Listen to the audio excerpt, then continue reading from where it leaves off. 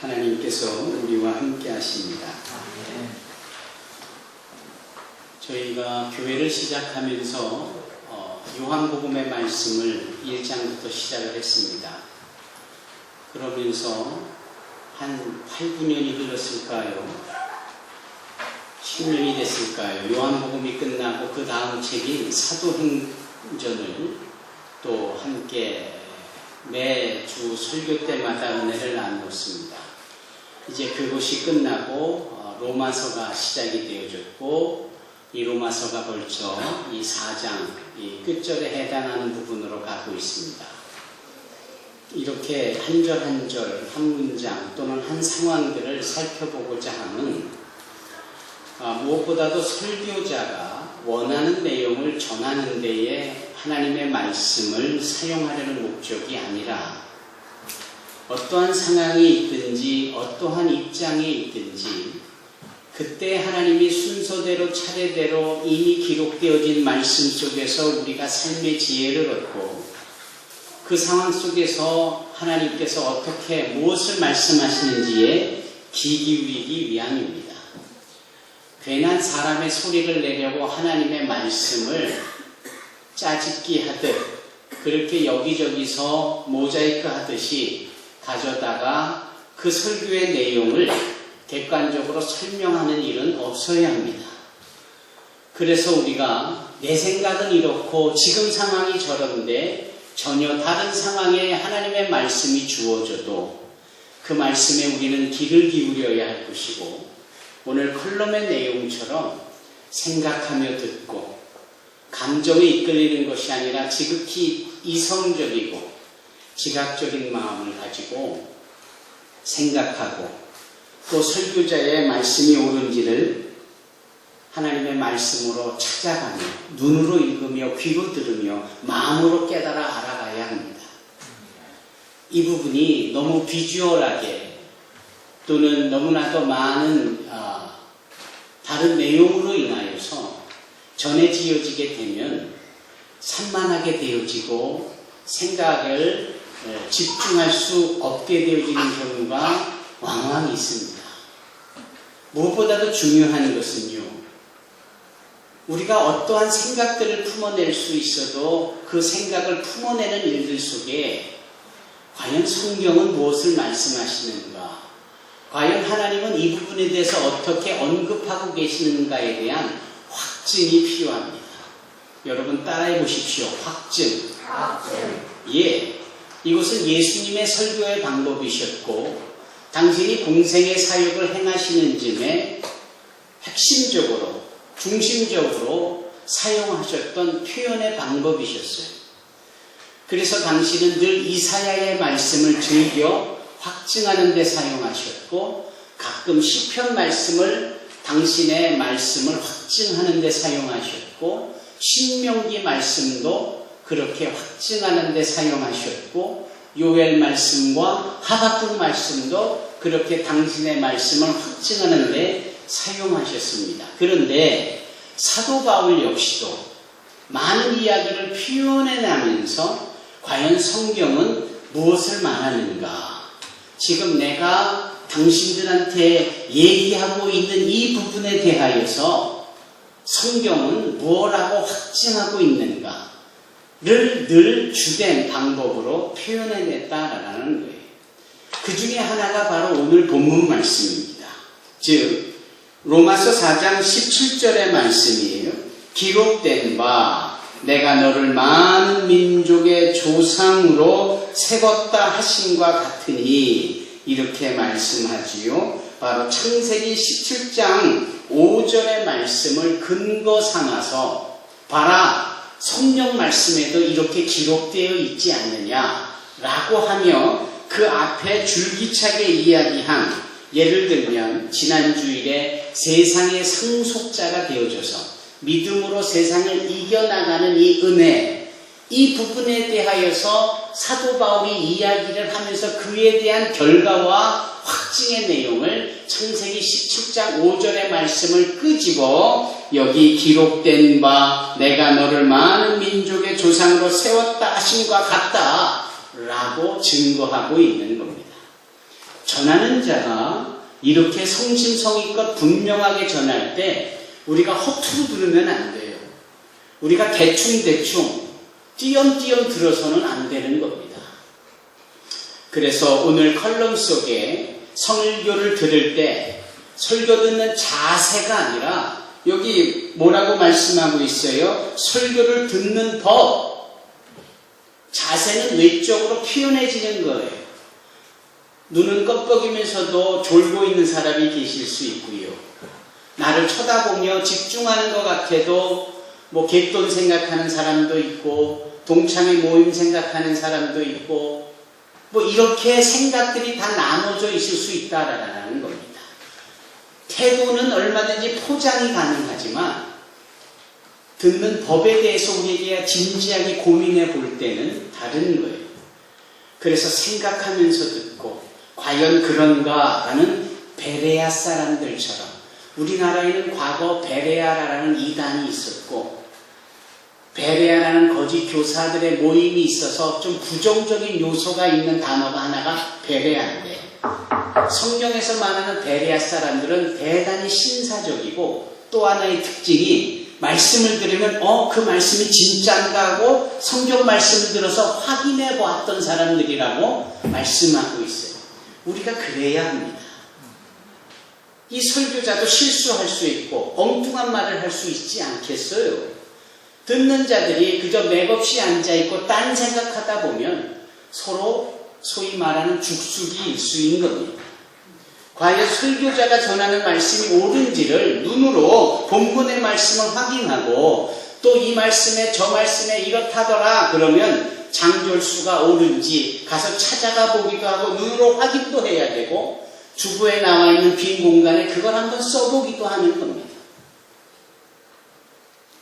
철저하게 이 설교에 대한 경외심과 더불어 바른 법이 필요한 거예요. 사도 바울이 기록된 바, 성경이 말씀하는 바 이렇게 정확하게 전하고 있는 것을 우리의 불순한 생각이나 산만한 마음이나 예배에 집중하지 못함으로 인하여서 놓치고 있다면 이것만큼 아쉬운 것이 없겠죠. 아이야 떠들 수 있고 산만할 수 있지만 그것 때문에 나까지 산만해진다는 것은 그 아이의 책임이 아니라 여러분들의 책임입니다. 제 기억이 맞는지는 모르겠지만 삼국지를 읽어보면 관우라는 양반은 머리에 종양이 있어서 그걸 마취도 하지 않고 그거를 째고 수술을 해야 되는데 오늘날로 치면 소위 머리 수술을 해야 되는데 그 고통이 얼마나 대단하겠어요. 그런데도 바둑을 두면서 거기에 집중하여 이 고통을 잊고 있는 모습을 저는 예전에 책을 통해서 읽어본 기억이 납니다. 여러분들이 설교의 말씀에 집중하면 무슨 일이 어떠한 상황이 뒤에서 벌어져도 그게 뭐 내 설교를 듣고 주님을 만나는 가운데 방해가 될 수 있겠습니까? 사랑하는 성도 여러분, 오늘도 주님께서는 우리 가운데 2000년 전에 기록되어진 사도 바울의 말씀 로마서를 통하여 그가 그의 산속에 1500년 전에 기록되어졌던 창세기 17장 5절의 말씀으로 기록되어졌다는 이 설교를 들을 때에 이 말씀 속에서 주님을 만나 뵙기를 간절히 축원합니다. 아멘. 오늘 본문의 말씀을 좀 살펴보시겠습니다. 오늘 본문의 말씀도 여전히 믿음을 말하고 있습니다. 그런데 이 본문의 말씀을 우리가 들어가기 전에 한 단어를 좀 생각해 볼 필요가 있습니다. 들어가는 서론에 근거하여서 생각해 볼 단어가 조상이라는 단어입니다. 여기 조상이라는 단어가 나오지요. 내가 너를 많은 민족의 조상으로 세웠다. 이 아브라함이 우리의 조상이 됐다라는 것이고 또 여기 18절에 보면 후손이라는 단어가 나와요. 이 후손은 바로 저와 여러분을 의미하는 겁니다. 이 부분부터 좀 생각을 해보십시다. 제가 학창시절에 어릴 때였어요. 중학교 때쯤으로 기억을 하고 있는데 그때 전 세계에 감동을 주던 베스트셀러가 루트라는 뿌리라는 책입니다. 알렉스 헤일리라는 사람이 정말 저명한 학자고 또 교수임에도 그가 지닌 피부색이 검다라는 이유로 외면당하고 소외당하고 불이익을 당하는 이런 그러한 사회 속에서 도대체 우리 가문이 이럴 수밖에 없는, 그리고 그 가문이 어떻게 인류이란 사회 안에서 생성됐을까라는 것을 스스로 찾아가 보는 거죠. 조상의 발자취를 찾아가 보는 겁니다. 그러다가 찾아낸 것이 킨테쿤타라는 한 노예의 이름을 발견하게 되고, 그가 저 서아프리카 시에라리온 출신으로 그렇게 노예 상인들에게 붙잡혀서 미국에 강제로 끌려와서 노예의 처절한 생활을 하면서 생존하며 자녀의 자녀를 낳고 자손을 보며 그 자손의 끝자락에 자기가 존재하게 되어졌음을 발견합니다. 이 한 사람의 뿌리를 찾는, 조상의 흔적과 발자취를 찾는 이 힘겨운 이 노력의 결과물이 그 책이었는데, 이게 전 세계에 감동을 준 겁니다. 그리고 자신들의 조상에 대해서 생각해 보게 되어지는 거예요. 지금도 그 운동이 계속되어져서 유명한 연예인들이 자신들의 조상을 찾아가는 프로그램을 진행하고 또 있습니다. 여러분, 조상이라 하면, 우리의 선조라 하면, 우리에게 전통을 부여한, 우리에게 문화를 부여한, 나의 살과 피를 제공한 원인이 된 소중한 존재들입니다. 그 조상들은 우리에게 특별한 기질과 또 살아가는 배경까지도, 그리고 우리에게 신체 구조까지도 허락한 분들이에요. 저 스칸디나비아 반도, 북유럽 쪽이겠죠. 스웨덴이라든지 노르웨이라든지 덴마크라는데 사람들이 얼마나 큰지 몰라요. 보통 키가 남자들이 190 정도 되는 겁니다. 좀 더 크면 한 2m 5cm 정도 되는 게 평균이에요. 반면에 저 동아시아 또는 이 남아시아, 우리나라를 포함한 극동아시아 사람들은 상대적으로 왜소해요. 작습니다. 거기다가 걷어보면 뒤에 몽고 반점이 있는 이 몽고족들, 우리나라도 거기 속하죠. 이런 특징이 있는 거예요. 그렇기 때문에 조상들에 대한 발자취를 찾아가 보면은 내가 누구인지를 알 수 있어야 합니다. 조상들이 물려내준 그 찬란한 역사와 전통을 지켜나면서 가치 있는 삶을 살 수 있게 되는 겁니다. 그런데 성경에 보면, 하나님의 말씀에 보면 그 우리의 조상이 육적인 앤스로폴로지컬한 이 인류학적인 인문학적인 부분을 넘어서 모든 민족의 조상을 아브라함이라고 여기 정의하고 있습니다. 아브라함은 유대인이기에, 그래서 유대인 사람 곧 이스라엘 사람들만 자신들의 조상이라고 말하고 있지만, 성경은 그렇게 말씀하지 않고 모든 이 땅의 열방들과 민족들이 다 그의 후손이야 라고 말씀을 하고 있습니다. 그러면 당연히 후손된 우리는 우리의 조상인 아브라함의 발자취를 따라야 하고, 그가 남겨놓은 삶의 흔적들대로 우리가 닮아가야 되는 것이 바른 이해가 아닙니까? 더더군다나 분명 그는 갈대아 우르르부터 시작하여 하란을 거쳐 가나안에 들어가서, 그래서 지역적으로 유대인의 민족이여 조상이라고만 여겨질 수 있는 제한성을 두고 있지만, 그가 하나님을 믿고 또한 우리가 몇천 년이 흘른 이 시에서도 우리가 동일한 하나님을 믿고 있기 때문에 그 한 하나님을 동시대에 믿지는 않았지만, 서로 다른 시대에 믿었지만 그 하나님이 어제나 오늘이나 영원토록 동일하신 분이시고, 지금도 살아계셔서 우리를 불꽃 같은 눈동자로 지켜보호해 주시고 나의 삶을 주관하고 계시다는 그 이유 하나, 우리는 믿음의 조상인 아브라함의 신앙의 발자취를 닮아가는 것은 너무나 당연한 일입니다. 그러면 아브라함이 신앙의 발자취가 어떠했을까요? 라는 부분에 대하여 의구심을 가져야 합니다. 그리고 자연스럽게 얻는 결론은 그때 그분이나 걸핏하면 핏대를 내고 신앙생활이 열심인 것 같아도 어느 순간에 세속적으로 변해버려 있고 주님을 근심케 하는 일이 많았던 우리와 같은 모습이 아브라함에게도 역력하게 있음을 봅니다. 하지만 그럼에도 불구하고 그가 하나님의 택함을 받고 의롭다 여김을 받고 그렇게 믿음의 조상이라고 여겨질 수 있는 부분은 그래서 아브라함의 선행이나 잘한 점수, 공로로 인정받을 만한 일이 있어서가 아니라 그냥 일반적인 하나님의 은혜였어요. 그냥 하나님께서 아브라함을 택하여 말씀을 하셨어요. 아브라함아, 너는 너의 본토 친척 아비집을 떠나 내가 내게 지시할 땅으로 가라. 내가 너를 복의 근원이 되어서 너를 축복하는 자가 저들에게도 복이 있게 할 것이고 너를 저주하는 자에게는 또한 저주에게 저주가 있게 될 것이다 라고 말씀을 하셨어요. 더 나아가서 너에게 날짜를 통하여서 저 밤하늘에 빛나는 별처럼 셀 수 없을 만큼 많은 후손들을 큰 민족을 이루고 너를 창대케 하리라고까지 약속해 주시는 거예요. 아브라함은 그와 같은 것을 소위 들을 만한, 그것을 담아낼 만한 무슨 자격이 있는 것도 아니고 무슨 공로가 있는 것도 아니고 칭찬받을 만한 거리도 없었는데도 그냥 일방적으로 하나님이 택하셔서 그 아브라함에게 은혜를 베푸시니까 아브라함이 그렇게 믿음의 사람이 될 수 있었고 오늘날 믿음의 조상이라고 여김을 받을 수 있는 겁니다. 우리하고도 똑같은 거예요.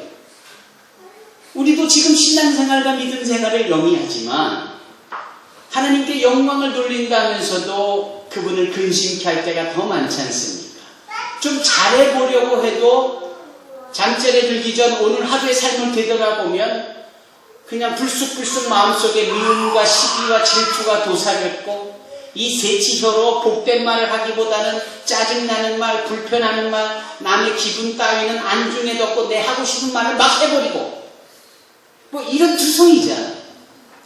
그러니 그분이 나를 붙잡아 주시지 아니하면 내가 과연 하루라도 온전히 살 수 있는 존재인가? 아니잖아요. 그렇기 때문에 아브라함이나 우리나 똑같은 성령을 지닌 자인데 하나님의 은혜가 있기 때문에 우리가 믿음으로 의롭다 여김을 받으며 그분이 열어놓은 복된 삶을 살아갈 수 있는 겁니다. 여러분, 아브라함이 말입니다. 그 하나님의 말씀을 들을 때를 한번 곰곰이 생각해 보시오. 그가 하나님의 말씀을 들을 때가 75이었어요. 노인이죠. 외람되지만 지금 송종섭 장로님 연세 정도 되셨겠죠. 그런데 느닷없이 하나님께서 세상을 다 주시겠다라는 거예요. 그 당시 아브라함은 75세 나이인데 아들이 없었어요. 자녀가 없었어요. 그런데 네가 자녀를 낳고 네 후손들이 밤하늘에 빛나는 별처럼 많아질 거라고 말씀을 하는 거예요. 네 이름이 창대케 될 거라고 하는 거예요. 아니 어느 정도 좀 타당성이 있고 그럴싸한 합리적인 말씀이어야 고개를 또 끄덕일 텐데 지금 창대케 되어지는 것은 고사하고 내 새끼 내부 피부치 하나 없고 내 나이가 지금 75인데 이 가당치도 않은 거 아닙니까? 바로 그러한 상황을 사도 바울은 바랄 수 없는 중에 바랐다 이런 표현을 씁니다. 바랄 수 없는 상황 속에서 바랄 수 있는 것. 그것을 아브라함 믿음의 조상인 우리 아브라함이 그 마음을 지녔다라는 거예요. 따라해 보십시다. 바랄 수 없는 중에 바랐다. 그게 우리의 믿음의 조상 아브라함이 행한 일입니다. 그의 나이가 이제 99세가 돼요. 그의 아내 사라는 10살 차이라 89세가 돼요. 하나님께서 다시금 그에게 약속의 말씀을 상기시켜 주세요. 아브라함아, 1년 후에는 네가 아들을 낳을 거다. 그 바깥에서 듣고 있었던 부인 사라가 피식하고 웃어요. 왜 웃었을까요? 웃겨서요? 부끄러워서요? 말도 안 되는 소리니까. 기가 막히니까. 그냥 피식하고 웃은 거예요. 그 피식하고 웃은 그것이 소위 깔깔대고 박장대서 하고 아이고 말도 안 되는 소리를 하고 이렇게 웃었으면 그 소리를 들었다고 하지만 속으로 피식 웃은 것을 하나님은 다 알고 계세요. 그럼에도 불구하고 그렇게 웃을 수밖에 없는 상황과 그의 24년이 흐른 뒤음에도 여전히 동일한 말씀을 주실 때 아브라함은 그것을 기대했거든요. 그것을 사도 바울은 바랄 수 없는 중에 바랐고 이렇게 말합니다. 사랑하는 성도 여러분, 뭘 바라고 계십니까? 혹시나 여러분이 기대하고 있는 바가 허무맹랑한 생각이라고 그냥 상상 속에 꿈나래를 펼친 것이라고 생각합니까? 그렇지 않습니다. 믿음의 조상인 아브라함과 믿음의 후손인 우리를 연계해 볼 때 우리는 얼마든지 바랄 수 없는 중에 있다 할지라도 바랄 수 있어야 합니다. 왜냐하면 그 믿음의 조상 아브라함에게 역사하신 하나님이 오늘날 우리에게도 역사하실 것이 분명하기 때문입니다. 그렇기 때문에 바랄 수 없기 때문에 바랄 수 없어버리면 아무 일도 생겨나지 않는 겁니다. 그러나 바랄 수 없는 중에 오히려 바라고 하나님 앞에 섰을 때 하나님은 그 바랄 수 없는 중에 바라는 우리를 보시며 아브라함에 행하셨던 역사를 우리에게도 동일하게 펼쳐주시리라 믿습니다. 두 번째로요, 믿을 수 없는 중에 믿은 사람이 바로 아브라함입니다. 따라해 보십시다. 믿을 수 없는 자의 믿음. 예, 믿을 수 없는 중에 믿은 것이 아브라함의 나이로 보아서나 그의 형편으로 보아서나 그랬다라는 거예요. 그것이 하나님의 말씀이라는 사실을 믿었고 그 말씀하신 분이 바로 하나님이라는 사실 때문에 믿은 것이 자기 부인이 말했다면 믿었을까요? 자기 아버지 데라가 말했다면 믿었을까요? 그렇지 않습니다. 하나님이 말씀하셨기 때문에 믿은 겁니다. 그 믿음이라는 것, 믿을 수 없는 중에 믿었다는 것의 가장 위대한 포인트는 그 하나님을 하나님으로 인정해드리는 겁니다. 그 부분을 하나님이 말씀하셨기 때문에 믿는 거예요.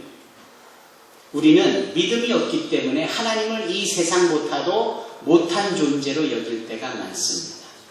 우리는 믿음이 없어서 조그만 문제보다도 위대하신 하나님이 더 작은 존재로 여길 때가 많은 거예요. 그래서 그 하나님께 기대하지도 않고 바라지도 않고 믿지도 않고 요청하지도 않는 거예요.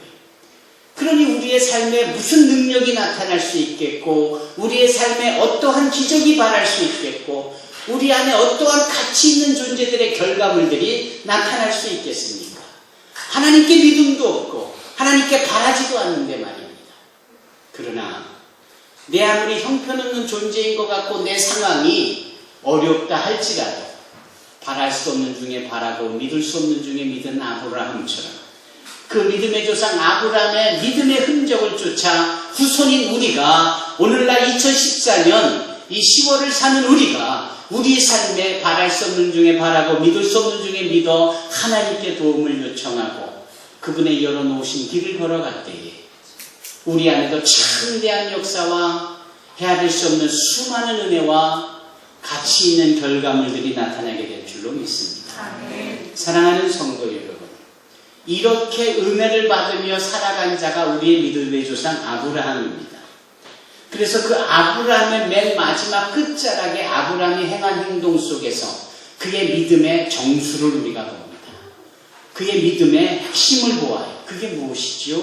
바로 자신이 100세 난 아들 이삭에 대하여 번제물로 드리라 했을 때 이 아브라함 우리의 믿음의 조상은 바랄 수 없는 중에 바랐고 믿을 수 없는 중에 믿어 얻은 결과물들에 대하여 그것을 번제물로 드리라 하는 하나님의 말씀에 조금도 의심의 여지가 없었고 조금도 주저함이 없었고 조금도 지체함이 없었습니다. 창세기 22장을 자세히 21장을 살펴보니 그가 바로 아침 일찍, 다음날 아침 일찍 그 아들 이삭과 사환들을 데리고 번제물로 드릴 모리아 산으로 향하여 갔더군요. 그렇게 간지 하루, 이틀, 사흘입니다. 그렇게 먼 곳을 초지일관 마음이 변하지 않고 갈 수 있었던 원동력은 뭐냐? 믿음이 있는 사람은 이랬다 저랬다 조석변이 아닙니다. 아침 다르고 저녁 다른 헷가닥 하는 이런 존재가 아닌 거예요. 믿음이 있는 사람들은 한결같아요. 여일합니다. 변함이 없습니다. 믿음의 조상인 아브라함이 그랬고 오늘날 믿음의 후손인 우리가 본받아 행할 대목이 바로 그 부분입니다. 더 놀라운 사실은 하나님이 자신의 백세에 주신 바랄 수 없는 중에 바라고 믿을 수 없는 중에 믿어 얻은 그 결과물들을 하나님이 다시 취하고자 할 때에 그것을 아낌없이 내어드릴 수 있었다라는 거예요. 다만 내어드리는 이 방법이 끔찍했어요. 번제로 드리라는 거 아닙니까? 번제가 뭡니까? 칼로 목을 자르는 겁니다. 칼로 배를 가르는 겁니다. 그 안에 있는 더러운 장기들을 다 꺼내서 물로 씻어서 더러운 것들을 빼고 다시 갈라진 배에 깨끗해진 장기를 넣고 불에 태워서 화제로 드리는 것이 그게 번제입니다. 닭 한 마리 모가지 치는 게 보통 일입니까? 양을 그러는 것도 소를 그러는 것도 어마어마하게 큰 일일 텐데 그런 방법을 뛰어넘어 내가 낳은 자식을 내가 목을 자르고 배를 가르고 장을 꺼내 씻어 다시 넣고 불을 질러서 그 몸뚱이가 하나도 없이 제가 될 때까지 태워내는 이 번제를 요구하는 하나님 앞에 아브라함이 얼마나 끔찍하고 놀랍고 당황스러운 일이었을까요? 그럼에도 불구하고 우리의 믿음의 조상 아브라함은 주저함이 없었고 지체함이 없으니 바로 시행했다라는 거예요. 바로 시행해가는 과정에서도 하루 이틀 3일이나 걸어가서 행할 일인데 가다가 마음이 변할 수도 있고 그 울컥울컥 드러나는 그 아들에 대한 아버지로서의 미안한 마음이 있어 캔슬해버리고 무슨 이런 하나님이 다 있어 라고 돌이킬 수 있는 시간으로 보면 충분한 시간대인데도 아브라함은 그러지를 않았습니다. 더 놀라운 사실은 그가 그 모리아 산에 도착했을 때 그 번제를 드리고자 하는 그 장소를 코앞에 두었을 때 같이 대동했던 사환들에게 종들에게 너희들은 여기 있어라. 그리고 호를 당신 자신과 자신의 아들 이삭과 번제물에 쓸 그 나무를 가득 실은 나귀를 끌고 가는 겁니다. 그런데 창세기 말씀과 더불어 히브리서 11장 19절의 말씀을 자세히 살펴보면 아브라함의 마음과 믿음 속에는 무엇이 있느냐 하면 이 아들 이삭을 하나님이 주신 아들이고 이 아들을 통하여 밤하늘에 빛나는 별처럼 큰 민족을 이루고 창대케 될 거라고 약속을 하신 분이 하나님이신데 그런데도 죽여 번제로 드리라고 할 때 내가 모르는 하나님의 뜻이 계실 것뿐만 아니라 하나님께서 내가 이 아들을 죽여도 반드시 살려내실 거라는 믿음이 있었던 겁니다. 그래서 창세기에 보면 너희들은 여기 있어서 우리가 여기서 우리는 아브라함과 이삭이에요. 우리가 가서 하나님을 경배하고 하나님께 번제를 드린다는 말을 안 합니다. 하나님께 경배하고 그리고 우리가 다시 돌아오리라 이렇게 얘기를 해요.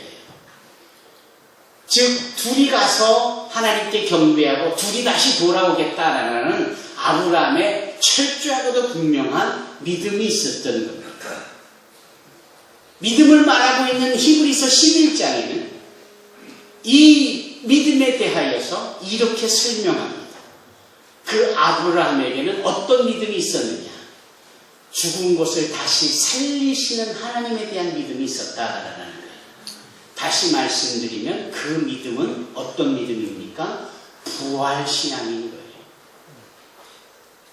세상에 존재하는 모든 종교가 인생의 평안을 말하고 내세를 말하고 심판도 말하고 지옥도 말하고 낙원도 말하고 별의별 걸 다 말해도 한 가지 말을 못하는 것이 있죠. 그게 부활입니다. 오직 기독교, 예수께서 죽으셨다가 살아나시는 이 부활의 역사를 이루신 그것을 믿는 기독교에서만 부활을 말하고, 그 부활 때문에 우리가 죽어도 살겠고 살아서 그 예수를 믿으니 영원히 죽지 아니하는 것에 대한 선포가 있는 겁니다. 이것이 우리 기독교의 핵심인 것이거든요. 이 믿음의 결과물의 근원이 아브라함의, 우리 믿음의 조상의 믿음의 발자취에서 고스란히 나타나져 있는 겁니다. 여러분, 사도 바울은 이것을 말하고 있는 겁니다. 오늘날 우리가 믿음의 조상인 아브라함을 붙잡고 닮아가야 되는 믿음의 후손이 되어야 합니다.